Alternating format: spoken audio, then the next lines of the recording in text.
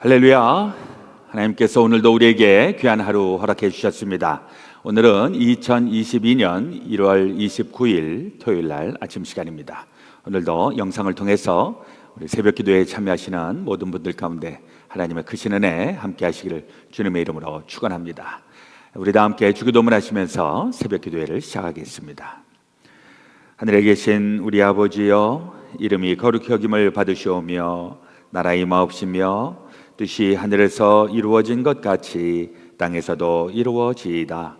오늘날 우리에게 일용할 양식을 주옵시고 우리가 우리에게 죄 지은 자를 사하여 준 것 같이 우리의 죄를 사하여 주옵시고 우리를 시험에 들게 하지 마옵시고 다만 악에서 구하옵소서. 대개 나라와 군세와 영광이 아버지께 영원히 있사옵나이다. 아멘. 우리 다 함께 찬송가 405장 주의 친절한 발에 안기세 함께 부르시겠습니다.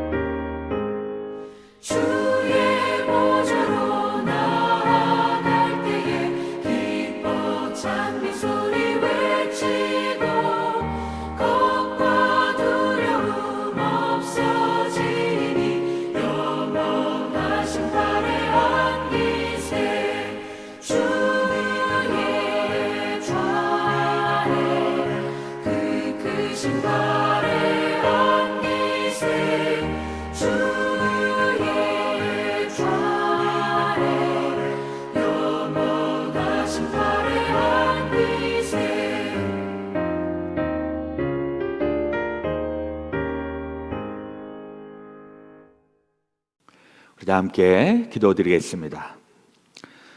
참 좋으신 은혜의 우리 아버지 하나님, 오늘도 우리에게 새날 새 아침을 허락하시니 감사합니다. 우리에게 매일매일 주어져 있는 이 하루하루가 우리에게는 선물이고 또 귀한 것들이요 또 우리들에게 주시는 하나님의 기회인 줄로 믿습니다. 오늘도 하루를 시작하면서 주의 말씀으로 또 기도하면서 새벽을 열게 하여 주시니 감사합니다. 비록 우리 가운데에 어려운 일들이 있고 또 궂은 날씨, 또 코로나 바이러스, 또 방해되는 많은 일들이 있을지라도 우리 늘 주님과 교제하며 또 주님 주시는 은혜를 공급받고 날마다 힘있게 또 복되게 살아가게 하여 주시옵소서. 오늘 이 아침도 우리 주의 말씀으로 우리의 속사람 새롭게 하여 주시고 단단하게 하여 주시고 이 세상을 살아갈 수 있는 충분한 은혜와 복을 더하여 주시옵소서. 모든 걸 주님 앞에 온전히 의지하며 우리 구주 예수 그리스도의 이름으로 기도드렸사옵나이다. 아멘. 오늘 우리에게 주시는 하나님의 말씀은 창세기서 25장 27절로 34절 말씀입니다. 제가 봉독하겠습니다. 그 아이들이 장성함에 에서는 익숙한 사냥꾼이었으므로 들 사람이 되고 야곱은 조용한 사람이었으므로 장막에 거주하니 이삭은 에서가 사냥한 고기를 좋아하므로 그를 사랑하고 리브가는 야곱을 사랑하였더라. 야곱이 죽을 쑤었더니 에서가 들에서 돌아와서 심히 피곤하여 야곱에게 이르되 내가 피곤하니 그 붉은 것을 내가 먹게 하라 한지라. 그러므로 에서의 별명은 에돔이더라. 야곱이 이르되 형의 장자의 명분을 오늘 내게 팔라. 에서가 이르되 내가 죽게 되었으니 이 장자의 명분이 내게 무엇이 유익하리요? 야곱이 이르되 오늘 내게 맹세하라. 에서가 맹세하고 장자의 명분을 야곱에게 판지라. 34절 함께 읽습니다. 야곱이 떡과 팥죽을 에서에게 주매 에서가 먹으며 마시고 일어나 갔으니 에서가 장자의 명분을 가볍게 여김이었더라. 아멘. 오늘 우리에게 주시는 하나님의 말씀입니다. 창세기 26장에서는 이제 아브라함의 시대가 지나가고 있고 그 아브라함의 다음 세대가 그 대를 이어가고 있는 것을 보게 됩니다.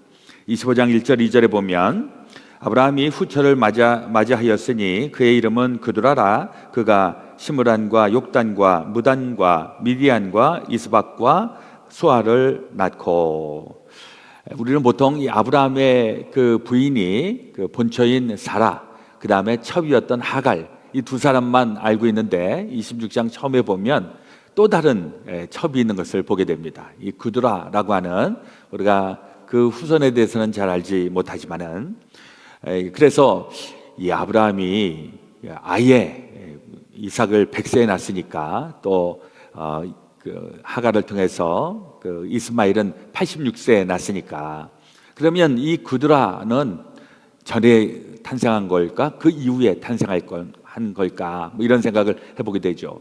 혹 이삭 탄생 이후에도 이 후첩을 두었을까?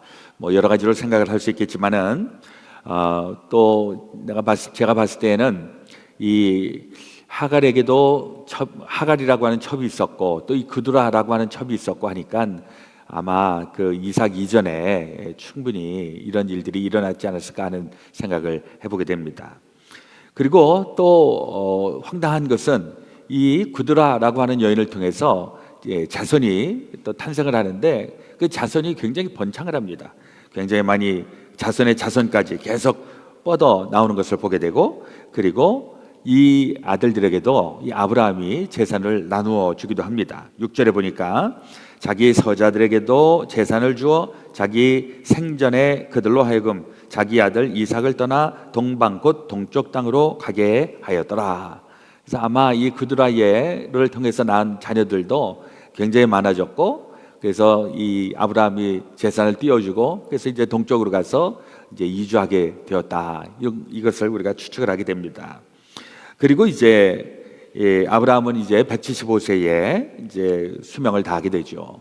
그리고 이제 그 아브라함의 또 다른 아들 이스마엘은 어떻게 되었을까? 9절에 보니까 그의 아들들인 이삭과 이스마엘이 그를 만물의 앞 해족석 소알의 아들 에브론의 밭에 있는 막벨라 굴에 장사하였으니, 이러면서 이제 이 아브라함은 그 부인과 함께 그 막벨라 굴에 장사되었고, 그리고 이제 그 이스마엘 12절 이하에 나오는데 사라의 여종 애굽인 하갈이 아브라함에게 낳은 아들 이스마엘의 족보는 이러하고 이스마엘의 아들들의 이름은 그 이름과 그 세대대로 이와 같으니라. 이스마엘의 장자는 느바요시요, 그 다음은 게달과 앗부엘과 밉삼과 이렇게 쭉 전개가 되어서 이 이스마엘의 그 자녀들도 굉장히 많이 번성하게 되는 것을 보게 됩니다. 여기도 12지파가 형성이 될 만큼 굉장히 많이 자녀가 탄생을 했습니다. 그런데 기가 막힌 것은 정작 아브라함의 그 씨를 이어받았다고 하는 이삭은 어떻게 되었을까? 19절 이하에 보면 아브라함의 아들 이삭의 족보는 이러하니라. 아브라함이 이삭을 낳았고 이삭은 40세에 리브가를 맞이하여 아내를 삼았으니 리브가는 밧단 아람의 아람 족속 중 부두엘의 딸이요 아람 족속 중 라반의 누이였더라. 이삭이 그의 아내가 임신하지 못함으로 그를 위하여 여호와께 간구하매. 정작 그 씨를 이어가야 하는 이삭은 그야말로 자식이 없었습니다. 40살에 결혼을 했는데 20년이 넘도록 아기를 낳지 못했습니다. 그러니까 굉장히 아이러니한 것이죠. 하나님은 아브라함을 통해서 그 복이 흘러넘치게 하겠다고 했고, 그리고 이제 그 중간에 무슨 엘리에셀이라고 하는 그 아주 자기의 신복 종도 아니고 또 이스마엘도 아니고 또 여기 그드라의 자녀들도 아니고 오직 이삭을 통해서 하나님께서 복이 흘러가게 하겠다 하셨는데 정작 이삭에게는 자녀가 없었다라고 하는 것입니다. 굉장히 하나님의 아이러니입니다. 자녀가 없으니까 그 집안이 웃을 일이 없고 뭐 별로 뭐 자녀들이 있어야 여러 가지로 뭐 하여튼 재밌는 일들이 많이 있는데 이 자녀들이 없어 놓으니까 집이 늘 아주 냉랭하고 차갑고 그렇지 않았을까. 그랬는데 결국 이 이삭에게 자녀가 생기게 되는 것이죠. 12절 하반절에 보니까 여호와께서 그의 간구를 들으셨으므로 그의 아내 르브가가 임신하였더니, 그래서 이 이삭을 통해서 간신히 자녀가 탄생을 하게 되었는데 이게 이제 아주 늦지막이 아들을 낳은 것입니다. 여기서도 좀 눈여겨볼 것은 역시 그 하나님의 복을 이어받는 그 가정은 기도하니까 그 기도의 그 간구를 통해서 하나님께서 하나씩 풀어주시는 그런 일들. 사실 우리가 저 사람 참 복된 사람이다, 저 사람 참 하나님의 복을 많이 주셨다 이러면 우리 선입견은 아무것도 안 하는데 그냥 하나님이 그냥 복을 막 주시는 이런 걸 기대를 하는데, 성경에서 얘기하고 있는 복된 사람이라고 하는 것은 개념이 좀 다릅니다. 가만히 있는데 막 알아서 막 재수가 좋고 막 운이 좋고 이런 것이 아니라 하나님과 연결되어 있는 사람은 그 안 되는 부분들, 지금도 이 이삭 같은 경우에도 자식이 안 나오지 않습니까?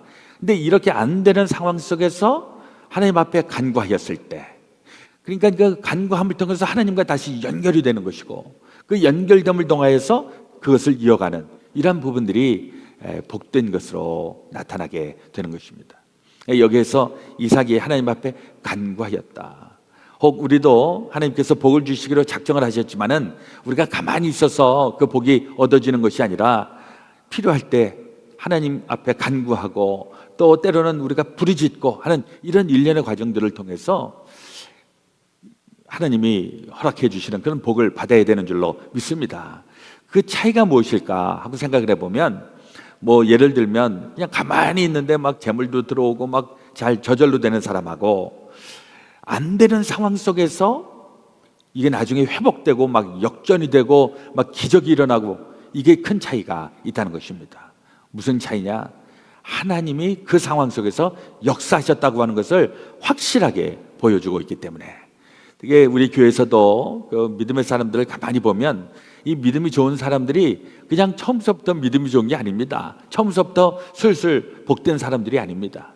처음에는 다 어렵고 아주 고난을 많이 당하고 그러면서 하나님하고 연결이 딱 되면서 그 다음서 풀어주시는 하나님의 그 놀라우신 은혜를 체험하면서 그러한 고백과 또 그러한 간증들이 저와 여러분들 가운데 있어지시기를 주님의 이름으로 축원합니다.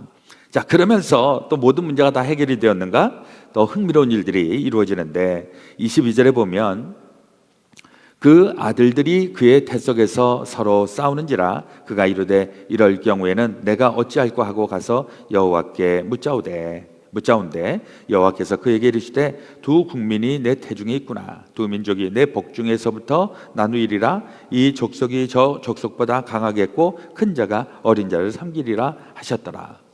리브가가 아기를 가졌는데 그만 이게 쌍둥이입니다. 근데 이 쌍둥이인데 이 엄마 뱃속에서부터 아주 툭탁툭탁하는 이런 기운을 느끼는 것입니다. 그런데 이걸 가지고 또 하나님 앞에 간구를 했더니 이 안에 두 국민이 있는데 이 두 국민이 서로 경쟁하고 싸운다 하는 일종의 신탁을 듣게 되는 것이죠. 사실 이런 부분도 우리가 어떻게 해석을 해야 되는가 조금 애매하긴 합니다만은 이것을 아예 처음서부터 싸우니까 니네들은 아예 그냥 원수가 될 거고, 그리고서 결국은 니네들은 나누어질 거고, 니네 자손들이 싸우게 될 거고, 이런 식의 접근은 굉장히 어렵죠.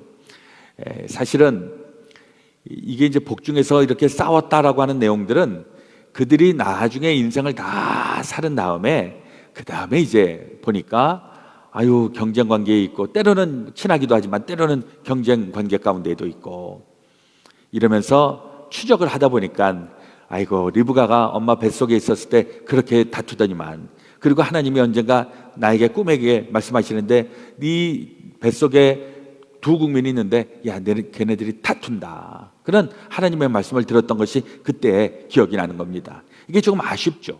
왜 아쉬운가? 이거는 이제 조금 더 말씀을 좀 나누면서 생각을 해보도록 하겠습니다. 그리고 이제 결국 이 아기가 태어났는데, 큰아들은 털이 복실복실해 갖고서 태어나고, 두 번째 아들은 미끈하게 태어났는데, 희한하게도 이 둘째 아이가 첫째 아이의 발 뒤를 붙잡으면서 태어나는 것입니다. 그러니까 얘네들 참 신기하다, 어떻게 쌍둥이인데 이렇게 다르냐. 첫째 아이는 25절에 보니까 먼저 나온 자는 붉고 전신이 털옷 같아서 이름을 에서라 하였고, 후에 나온 아우는 손으로 에서의 발꿈치를 잡았으므로 그 이름을 야곱이라 하였으며, 리브가가 그들을 낳을 때에 이삭이 60세였더라. 아기가 태어났는데 불그스름하고 털이 북슬북슬 나니까 너는 에서라고 해야 되겠다. 이 에서라고 하는 게 붉다라는 의미를 가지고 있고, 또 둘째는 발뒤꿈치를 붙잡고 온 것을 보고서는 너는 그러면은 발뒤꿈치 야곱이라고 해야 되겠다. 이렇게 해서 에서와 야곱이 탄생을 하게 됩니다. 그리고 이제 태어났는데 이 쌍둥이가 성격이 완전히 다른 겁니다. 어떻게 다른가 보니까 27절, 그 아이들이 장성함에 에서는 익숙한 사냥꾼이었으므로 들 사람이 되고, 야곱은 조용한 사람이었으므로 장막에 거주하니. 이런 것으로 봐서 일란성 쌍둥이가 아니고 이란성 쌍둥이가 아니었을까, 이런 생각을 해봅니다. 엄마 뱃속에서 나왔지만은 이렇게 캐릭터가 다른 두 아들이 태어납니다. 그러면서 조금 더 문제가 생기는 것은, 이 에서는 굉장히 활발하고 그리고 사냥꾼이 되어서 에서를 편애하는 사람이 있었는데, 아버지 이삭이 에서를 좋아합니다. 왜냐하니까 사냥해갖고서 그 사냥한 고기를 잘 요리를 해갖고서 그리고 대접을 하니까 이삭이 그걸 좋아했고, 그런가 하면 집에서 살림을 쭉 도와주고 있는 이 야곱은 엄마가 그렇게 좋아하는 겁니다.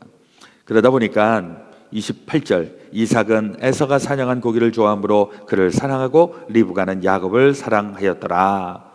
이게 어떻게 느껴지십니까? 이게 사냥하는 아들을 좋아하는 아빠, 또 집에 살림을 도와주는 엄마, 다 사랑할 수 있겠다 하는 생각 가지고 있는데, 이게 이 불행의 그 씨앗이 되고 있다는 것이죠. 사실 우리 속담에 10손가락 깨물어서 안 아픈 손가락 없다, 이렇게 얘기하고 있는데, 저도 부모가 이렇게 돼서 보니까 저는 둘밖에 없지만은 둘이 기본적으로 다 좋기는 하지만은 표현해 낼 때 굉장히 어리석게 표현할 때가 있더라고요. 나도 모르는 사이에 애들을 차별을 하고 평가를 좀 내리고 이러면서 알지 못하는 사이에 애들한테 이렇게 편애한다는 느낌을 좀 줄 때도 있지 않는가 하는 생각을 해보게 됩니다.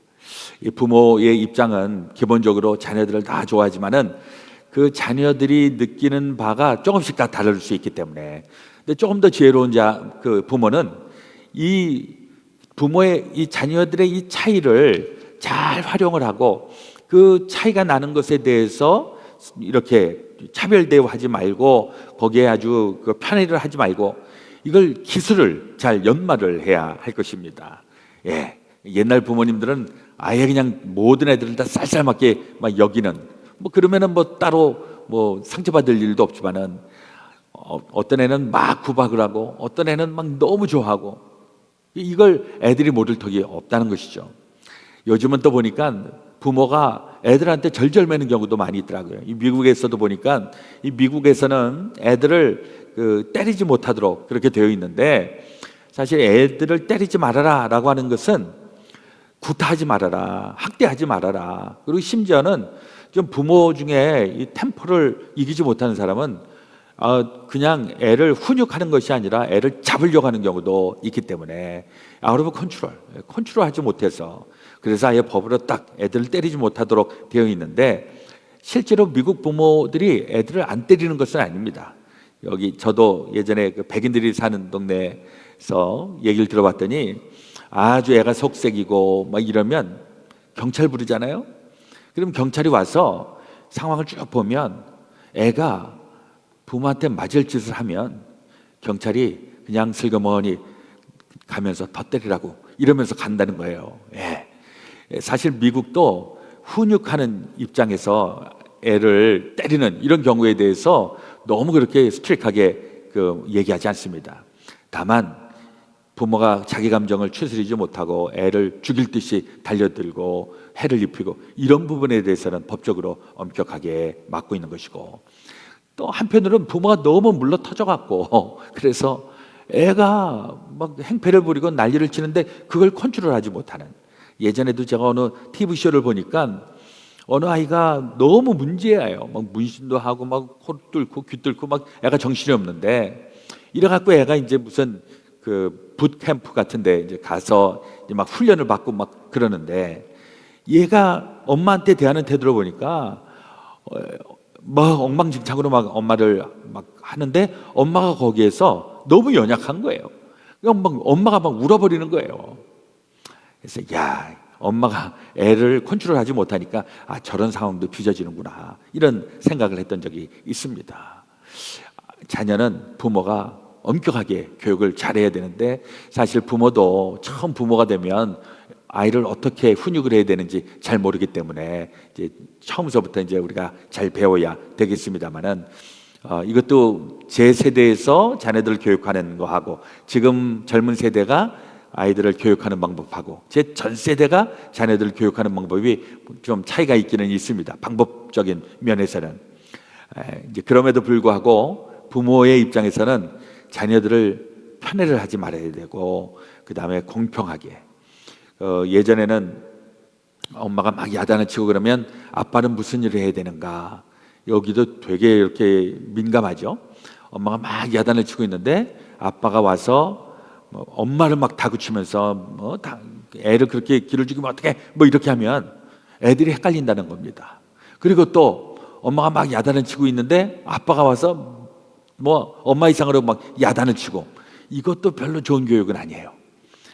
엄마가 하는 펑션이 있고 아빠가 하는 펑션이 있고, 물론 이제 혼자서 키우시는 분들은 그걸 진짜 지혜롭게 잘 해야 되는 이제 여러 가지 현황 문제들이 있는데, 하여튼 자녀들을 키우는 문제는 결코 쉬운 문제는 아닙니다. 그러나 오늘 이 성경에서 보니까 이 이삭과 이 리브가는 아비어스하게 자녀들을 편애를 하다 보니까 이 자녀들도 제대로 이 가정교육을 받지 못한 것으로 이렇게 보여집니다.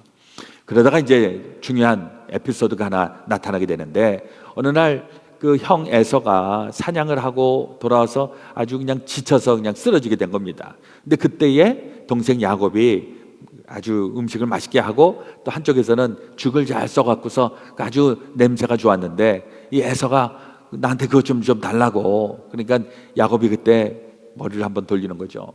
내가 그냥 공짜로 줄 수는 없고 형의 장자의 명분을 나에게 달라. 근데 에서가 거기서 뭐라고 얘기를 하죠?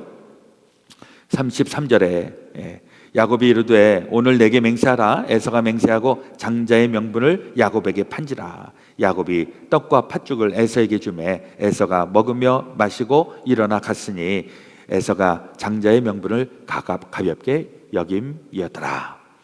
에서가 장자의 명분, 물론 자기가 장자니까 자기가 가지고 있는 어떤 장자로서의 권한, 권리 이런 건데, 야 그건 뭐 필요 있냐, 나 지금 배고파 죽겠는데 너 가져.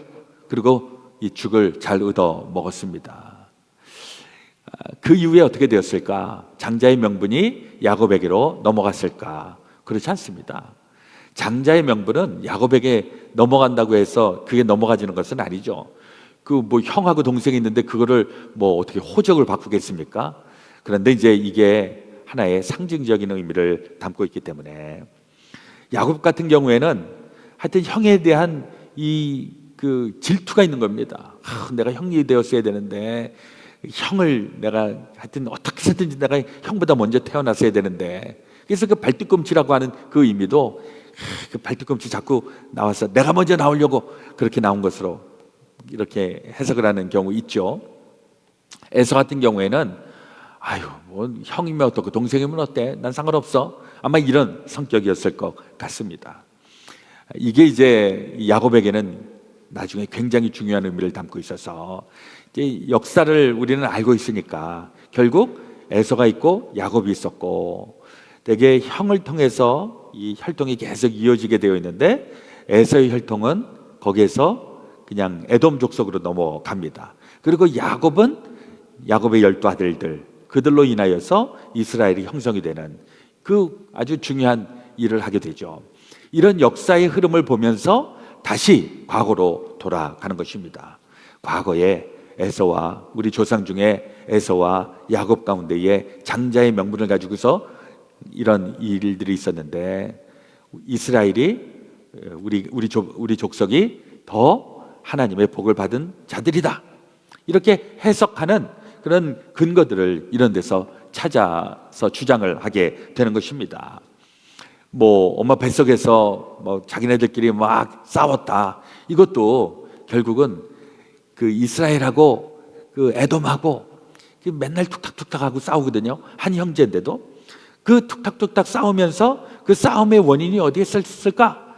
이게 옛날 야곱하고 이 에서하고 맨날 툭탁툭탁 다투던 그걸 보면서 에이 우리가 조상이 그렇게 생겨 먹었으니까 우리도 이렇게 싸우는 거야, 이런 식으로 해석할 수 있었다라고 하는 것이죠. 여기에 에서의 잘못된 것은 자기가 뭐 장자의 명분 뭐 말 안 해도 자기의 것입니다. 근데 중요한 건 그것에 대해서 가볍게 여겼다.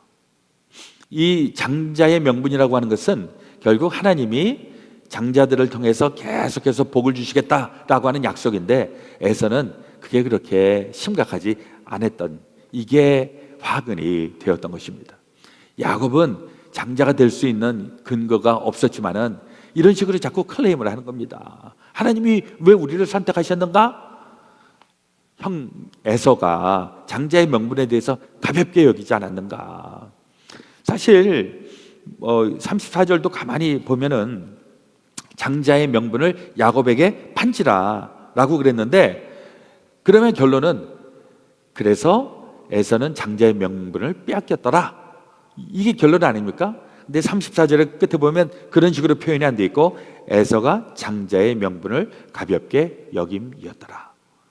팔았다 샀다 그 얘기를 하고 있는 것이 아니라 가볍게 여긴 것이 문제가 되는 것입니다. 그리고 나서도 이 문제 이후로 또 집안이 굉장히 그야말로 어려움에 처하게 되죠.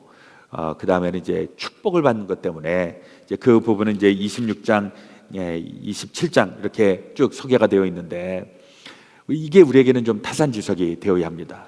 하나님의 복을 받은 사람들이라고 하면 하나님의 복된 모습으로 이렇게 잘 나가야 되는데 잘 그렇게 나가지 못할 때는 어떤 일이 일어나는가? 야곱도 결국 그렇게 해서 하나님의 복된 사람으로 강제로 아주 자기도 막 어떻게 형을 속여서 아버지를 속여서 이래갖고 얻긴 얻었지만은 그것 때문에 속여갖고 형한테 장자의 명분을 사갖고서 이렇게 해서 축복을 받은 게 아닙니다.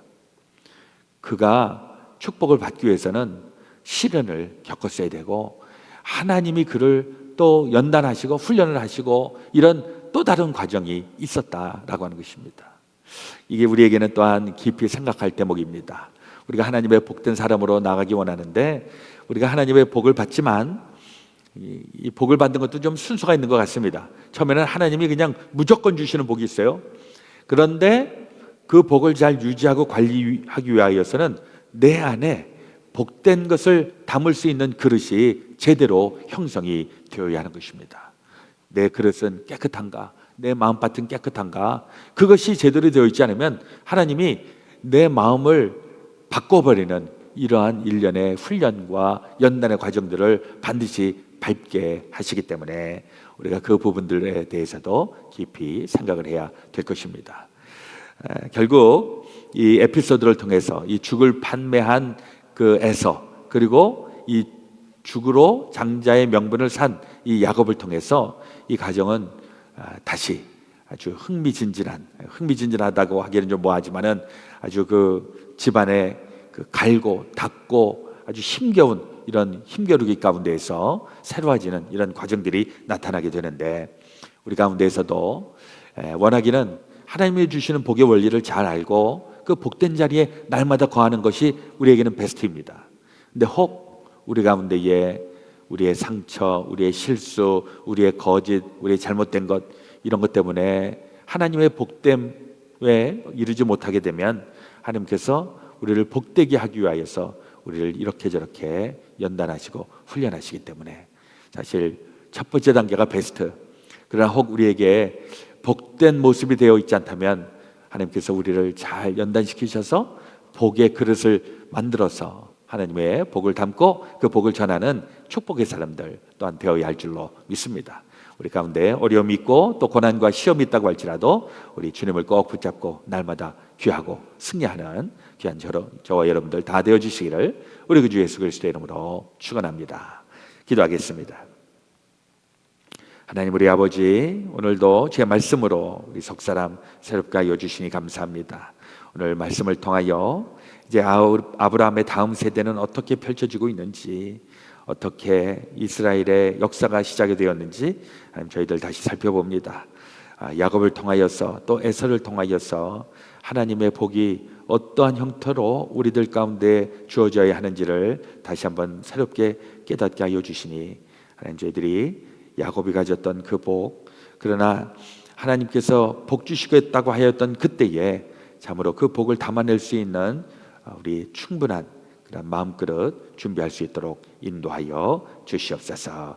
우리 그 주 예수 그리스도의 이름으로 기도드렸사옵나이다. 아멘. 우리 교회 소식을 나누도록 하겠습니다. 이제 내일 우리 주일날 예배 또 정상적으로 드리고 또 온라인으로도 예배 또 드리도록 하겠습니다. 지금까지는 우리 새벽 기도회를 영상으로 진행을 하였다가 이제 다음 주 화요일 날 2월 1일부터는 이제 현장에서도 새벽 기도회를 진행을 하도록 하겠습니다. 물론 영상으로도 진행을 하기 때문에 여러분들 또 영상으로 계속 또 참여하시는 분들 또 중단하지 마시기를 바랍니다. 그리고 기쁨의 언덕으로 2월호도 지금 그 쉬핑이 지금 문제가 있어서 지금 정시에 도착하지 못하고 있습니다. 제가 우리 그 교회 웹사이트에다가 그 링크를 걸어 놓았으니까 여러분들 그거 보시고 우리 2월 달에도 계속 묵상을 하시기를 바랍니다. 내일은 우리 사역 박람회에 대한 안내를 해 드리도록 하겠습니다. 이것도 우리 영상으로 우리 미디어부에서 지금 잘 준비하고 계셔서 우리 각 부서에 대해서 우리 설명을 좀 듣고, 그리고 금년에 내가 관심이 있고 또 내 은사가 있는 이 사역 여러분들 많이 참여하실 수 있게 되기를 바라겠습니다. 그리고 우리 세금 보고용 헌금 영수증 필요하신 분들은 재정부에 신청하시면 되겠습니다. 그리고 우리 다른 광고는 주보를 참조하시고 우리 찬송 같이 부르겠습니다. 찬송 435장 나의 영원하신 기업.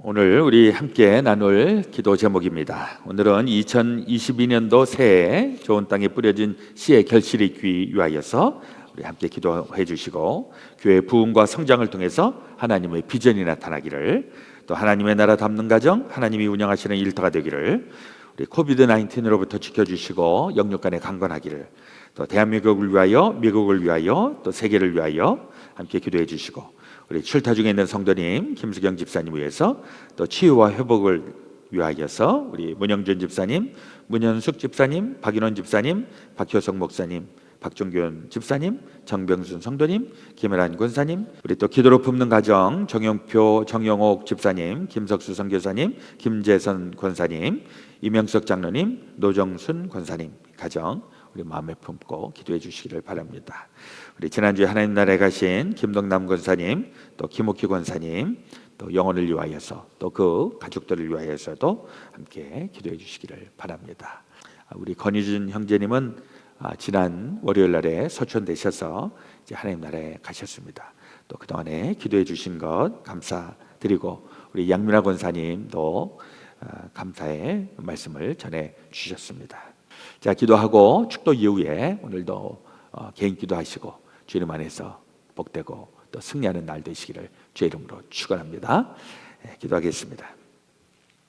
참 좋으신 주님, 오늘도 우리 새벽 시간 주님과의 영적인 교제의 시간 갖게 해주셔서 감사합니다. 주의 말씀을 접할 때마다 우리의 마음이 새로워지게 하시고, 또 마음이 뜨거워지게 하여 주시고, 하나님의 말씀의 은혜로 우리 살아갈 수 있는 그러한 영적인 능력, 또 지혜 허락하여 주시옵소서. 오늘도 우리의 기도의 제목 주님 앞에 아뢰며 기도할 때 하나님 저희들의 기도를 응답하여 주시고, 또 주님의 음성이 들려지게 하여 주시고, 주님과 하나 되게 하여 주시옵소서. 우리 하나님께서 삶을 주셨고 이제 그 삶을 거두어 가셔 하나님의 나라로 불러가시는 우리 세 분, 우리 권의진 형제님, 또 김덕남 권사님, 또 우리 김옥희 권사님, 또 그 가정 우리 하나님께서 위로하시고 소망 주시고 천국의 영원한 생명 저희들 가운데 다시 한번 주여 허락하여 주시옵소서. 또 저희들 함께 기도하고 함께 호흡하고 있는 모든 우리의 가족들, 또 믿음의 또 형제들 자매들 주 안에서 늘 단단하게 강건하게 지켜주시고, 우리가 하나님의 복을 받고 그 하나님을 전하고 하나님의 복을 선포할 때 우리 안에 하나님의 능력, 또 하나님의 권능이 날마다 함께하여 주시옵소서. 여러 가지로 어려울 때 하나님 힘 주시고 능력 주시고, 하루빨리 코로나 바이러스도 정식이 되게 하시며 우리 가운데 힘들고 어려운 모든 고비들 잘 이기며 헤치며 나가게 주여 날마다 함께하여 주시옵소서. 이제는 우리 구주 예수 그리스도의 놀라우신 대속의 은혜와 하나님 아버지의 지극히 크신 사랑하심과 성령님의 감동 감화 교통 역사하여 주심이 죄송한 모든 성도들 가운데 지금부터 영원토록 함께하여 주옵시기를 간절히 축원하옵나이다. 아멘.